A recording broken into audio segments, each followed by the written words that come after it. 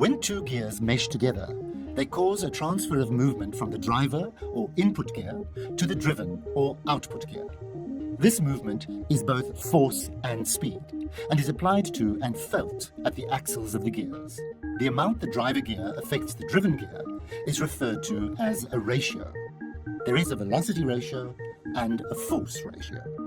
The speed, or velocity of a gear, is the number of times a gear wheel turns or revolves around its own axle in 1 minute. The velocity ratio is how the speed of the input or driver gear affects the speed of the output or driven gear. In this gear train, both gears are the same size and have the same number of teeth. If the driver gear makes 1 revolution, then the driven gear will also make 1 revolution. They both move at the same speed. The input speed is the same as the output speed. The ratio of the one gear to the other is the same. We say the velocity ratio is equal to 1. Let us now change the size of the gears. The smaller gear has 10 teeth and the larger gear has 20 teeth. If the smaller gear is the driver gear and makes 1 revolution, then its 10 teeth will mesh with 10 teeth on the larger driven gear. The driver gear will need to make another revolution to mesh with the other 10 teeth. The smaller gear turns twice to move the larger gear once. The smaller driver gear is twice as fast as the larger driven gear.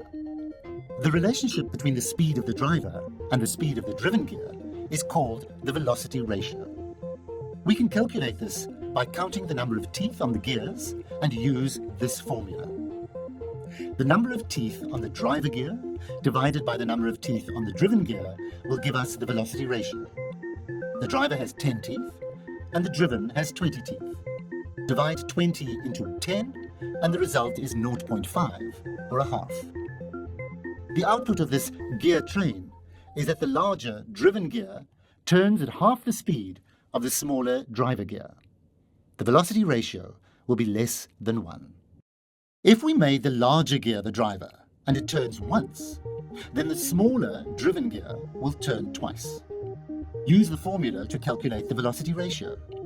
Divide 10 into 20 and the result is 2. The output gear turns twice as fast. The velocity ratio will be greater than 1. Force ratio is the relationship between the size of the driver gear and the size of the driven gear, and how much force increase or decrease a gear has. Think of the distance from the gear's axle to its outer teeth as a lever. The longer the lever, the more turning force is applied. If both gears are the same size, then the input force is the same as the output force. The ratio of the one gear to the other is the same. We say the force ratio is equal to 1. The greater the turning force, we'll see a reduction of turning speed. When riding uphill on a bicycle, we change to a larger output gear so that the turning force on the output axle increases, but the speed decreases. We exchange less speed for a greater force. When speed increases on the output axle, the turning force decreases.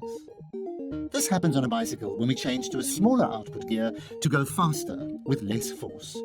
We exchange more speed for a lesser force. To understand force ratio, we look at the relationship between the turning force on the driver and the turning force on the driven gears. We use this formula. Force ratio is when you divide the number of teeth on the driven gear by the number of teeth on the driver gear. If the driven gear has 20 teeth and the driver has 10 teeth, then the result will be 2. The turning force on the output axle will be twice as big as the turning force on the input axle. We say the force ratio is greater than 1. Velocity ratio and force ratio are related to each other. If the force ratio is big, then the speed ratio is slow. If the speed ratio is fast, then the force ratio is less. This opposite effect is seen in the calculation formulas. We call this an inverse relationship. Need more help? Shop our books around the clock and subscribe to our channel to stay ahead.